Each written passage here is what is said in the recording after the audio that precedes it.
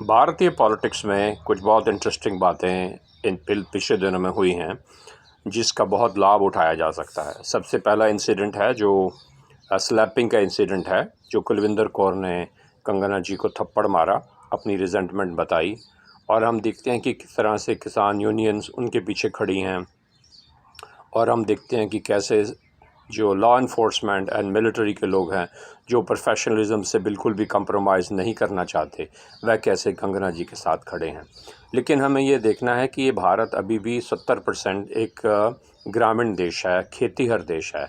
तो हमें किसानों की जो वैल्यूज़ हैं और किसानों की जो सेंटिमेंट्स हैं, उनको साथ में रखना बहुत ज़्यादा ज़रूरी है। किसान हमारे लिए सिर्फ अन्न ही नहीं उगाते, ये हमारे लिए फ़ौज में, ये हमारे लिए स्पोर्ट्स में और ये हमारा एक बहुत भारी वर्क फोर्स जो है, जो स्किल्ड वर्क फोर्स बनता जा रहा है धीरे धीरे, उसका एक बहुत बड़ा अंग है जिसे हम बिल्कुल भी इग्नोर कर ही नहीं सकते, करना चाहिए भी नहीं, अनैतिक होगा। सिर्फ सर्वाइवल के लिए नहीं, वैसे भी अनैतिक होगा। अगर हम एक कुटुंब में विश्वास रखते हैं तो हम सभी एक ही परिवार के हैं। तो ये एक बहुत भारी अपॉर्चुनिटी है हमारे लिए कि हम कुलविंदर कौर को कंगना जी के साथ दिखाएं, आपस में बातचीत करते, एक दूसरे से माफ़ी मांगते और इन डिफरेंसेस को बरी करते हुए। ये एक बहुत भारी अपॉर्चुनिटी है जिसे हमें मिस नहीं करना चाहिए। दूसरा है सरबजीत सिंह, जो इंदिरा गांधी जी के असैसिन का लड़का है। मेरे दिल की बहुत इच्छा होगी कि वो जब पार्लियामेंट में जाए तो सबसे पहला दिन वो सोनिया गांधी जी के चरण स्पर्श करे, राहुल जी को गले मिले और कुछ मत बोलने की आवश्यकता नहीं है, कुछ बोलने की ज़रूरत नहीं है। बस इन्हीं पिक्चर से देश के अंदर बहुत भारी बदलाव आ सकता है।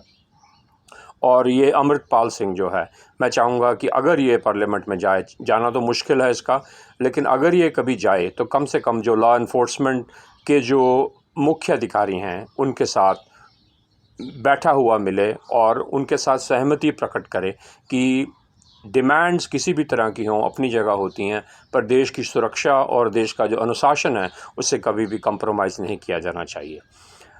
एंड लास्टली रवनीत बिट्टा, जो बेन सिंह जी के ग्रैंडसन हैं, वो भी पार्लियामेंट में जा रहे हैं और वो एक अहम रोल अदा करेंगे क्योंकि मोदी जी उन्हें यूनियन मिनिस्टर बनाने वाले हैं। उन्हें भी ये चाहिए कि वो मिक्सअप हों उन लोगों के साथ जिन्होंने कभी उनसे बैर रखा हो। तो हमें ये एक नई रीत चलानी है भारत के अंदर। ये एक बहुत बड़ी अपॉर्चुनिटी है हमारे पास जिसे हमें गंवाना नहीं चाहिए। इन डिफरेंसेस को बरी किया जा सकता है हमेशा के लिए अगर मीडिया हमारी हेल्प करे और हम इन सब लोगों को इकट्ठा एक दूसरे के साथ हंसते खेलते मिलता जुलता दिखाएं। तो बाकी जहाँ तक सवाल है ये जो इस अपॉर्चुनिटी को मैं कहूँगा it's almost A life and death question for us, because अगर नायडू जैसे अगर लोगों का नाम नहीं मैं लेना चाहूँगा जो किसी टाइम क्रिमिनल केसों में सज़ा भुगत चुके, बड़ी बड़ी फाइलें रखा चुके लोग अगर मिनिस्टर बन सकते हैं और वो प्राइम मिनिस्टर जी के साथ दिखे जा सकते हैं, तो इन लोगों में हमें इन लोगों को कम से कम हम यूज़ कर सकते हैं पुराने डिफरेंसेस को ख़त्म करने के लिए। मेरी ये बहुत भारी इच्छा होगी देखकर कि कैसे ये लोग मेन स्ट्रीम में लाया जा सके। इनको एक बहुत भारी टास्क है, लेकिन ये अपॉर्चुनिटीज़ कभी कभी आती हैं, जैसे ये सभी लोगों के थ्रू आई हैं, स्लैपिंग के थ्रू, सरबजीत सिंह के through and Amritpal Singh and finally Bitta ji जो हैं, रवनीत बिट्टा जी। इनके थ्रू बहुत भारी अपॉर्चुनिटी हैं जिसे हमें गंवाना नहीं चाहिए और इनको सभी को हंसता खेलता आपस में मिलता जुलता देखकर एक बहुत अच्छा संदेश पहुंचेगा। मेरा यह विचार है।